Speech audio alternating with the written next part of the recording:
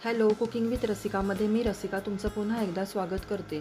आज आपण पाहणार आहोत छोले भटुरे। त्यासाठी मी 1.5 कप छोले रात्रभर भिजवून ठेवलेले होते आणि सकाळी ते स्वच्छ धुवून एका कुकराच्या डब्यामध्ये 1 इंच दालचिनी आणि 2 तेजपत्त्याची पानं आणि पुरेसं पाणी घालून कुकरला 3 ते 4 शिट्ट्या मी काढून घेणार आहे। तोपर्यंत वाटण्यासाठी मी 2 मध्यम आकाराचे कांदे उभे चिरून घेतलेले आहेत। 1 इंच आल्याचे तुकडे, 7 ते 8 लसूण पाकळ्या आणि चमचाभर तेलामध्ये हे मिनिटभर परतून घेतलेलं आहे। त्यानंतर 2 मध्यम आकाराचे टोमॅटो मी उभे चिरून घेतलेले आहेत। 8 ते 10 काजू गर, 1 ते 2 तेजपत्त्याची पानं त्यात घालून टोमॅटो मऊ होईपर्यंत मी परतून घेणार आहे। तर हे थंड होईपर्यंत आपण भटुऱ्यासाठी लागणारा मैदा आहे तो आपण मळून घेऊया। त्यासाठी मी 2 कप मैदा घेतलेला आहे। त्यामध्ये चवीनुसार मीठ, 1 चमचा साखर, 2 चमचे इतकं तेल आणि 1 चमचा बेकिंग पावडर यामध्ये घातलेला आहे। त्यानंतर 2 चमचे मी बारीक रवा, 4 चमचे म्हणजे साधारण पाव वाटी एवढं दही ताजं घेतलेलं आहे आणि हे सर्व सुकच जरा मिक्स करून घेणार आहे। तर त्यामध्ये हळूहळू पाणी घालून मी सैलसर असा एक पिठाचा गोळा मळून तयार करणार आहे। तर यामध्ये आपण 1 चमचा साखर जी वापरलेली आहे त्यामुळे भटुरे आहेत ते तळल्यानंतरही थोडा वेळ असे स्टम्म फुगलेले तसेच राहतात। तर आपलं भटुऱ्याचं पीठ हे मळून झालेलं आहे आणि या पद्धतीने 2 ते 4 मिनिटं मी हे व्यवस्थित मळून ह्याला एक अर्ध्या तासासाठी मी झाकून ठेवणार आहे। तो वाटण्यासाठी आपण जो कांदा आणि टोमॅटो भाजून थंड करत ठेवलेला होता तो आता मी मिक्सरला लावून याची बारीक अशी वाटून पेस्ट करणार आहे। तर छोले लावलेला कुकर आपला एक 4 ते 5 शिट्ट्या देऊन थोडा वेळ थंड पण करून झालेला आहे।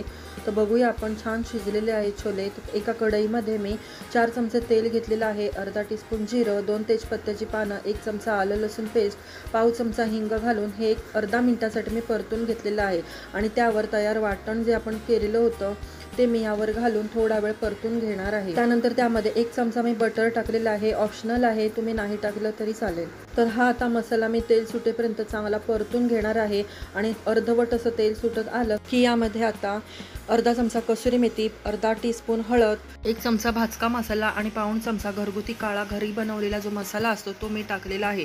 तसंच 1 चमचा धना पावडर, पाऊण चमचा जिरं पावडर आणि हे सर्व मसाले मी अर्धा मिनिट परतून घेऊन त्यामध्ये साधारण पाव वाटी म्हणजे 3 ते 4 चमचे ताजं दही आहे ते मी घालून परतलेलं आहे। त्यानंतर मिक्सरच्या भांड्यात थोडंसं पाणी घालून यामध्ये मी ॲड केलेलं आहे आणि उकडलेले छोले जे आहेत ते मी घालून चवीनुसार मीठ घातलेलं आहे आणि थोडीशी उकळी आणण्यासाठी एक 10 ते 12 मिनिटं मी झाकून ठेवणार आहे। त्यानंतर वरून 1 चमचा बटर आणि चिरलेली कोथिंबीर घालून मस्त उकळी आल्यावर छोले आहेत ते आपले छानपैकी तयार झालेले आहेत। व्हिडिओ पाहताय ना, छोल्याची रेसिपी आवडली ना, पटापट लाईक करा आणि कमेंट करा। तर पीठ मळून अर्धा तास झालेला आहे आणि आपण झाकून ठेवलेलं पीठ जरा हातावर चोळून याचे पुरीपेक्षा थोडेसे मोठे म्हणजे चपाती साधारण एवढे किंवा चपातीपेक्षा थोडेसे लहान असे गोळे घेऊन तेलाचा हात घेऊन असे व्यवस्थित पसरवून पुरीसारखे गोल किंवा भटुऱ्यासारखे थोडेसे लांबट असे लाटून कढईत तेल गरम करून मोठ्या ते मध्यम गॅसवर मी हे तळून घेणार आहे।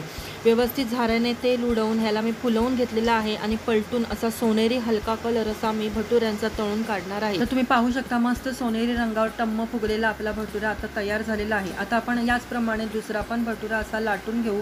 तर व्हिडिओ पाहताय ना, माझी करण्याची पद्धत तुम्हाला आवडली आहे ना, तर तुम्ही पण या पद्धतीने करून पहा आणि मला नक्की कमेंट बॉक्समध्ये कमेंट करून सांगा। तर तुम्ही पाहू शकता दुसरी पुरी पण मी या पद्धतीने फुगवून घेतलेली आहे आणि गॅस हा जो आहे तो मध्यम ठेवायचा आहे किंवा मोठा ठेवायचा आहे, अजिबात लहान ठेवायचं नाही, यामुळे पुऱ्या नीट फुलत नाही आणि कडक होऊन राहतात। तर मी इतरही याच पद्धतीने तळून आपले भटुरे हे तयार झालेले आहेत। तर मग आजची छोले आणि भटुरे ही रेसिपी तुम्हाला कशी वाटली आणि माझी करण्याची पद्धत तुम्हाला कशी वाटली नक्की मला कमेंट बॉक्सवरून कमेंट करून सांगा। तसंच लाईक करा, शेअर करा आणि सबस्क्राईब केलं नसेल तर सबस्क्राईब करा। तर मग पुन्हा भेटू एका नवीन रेसिपीसह, तोपर्यंत बाय।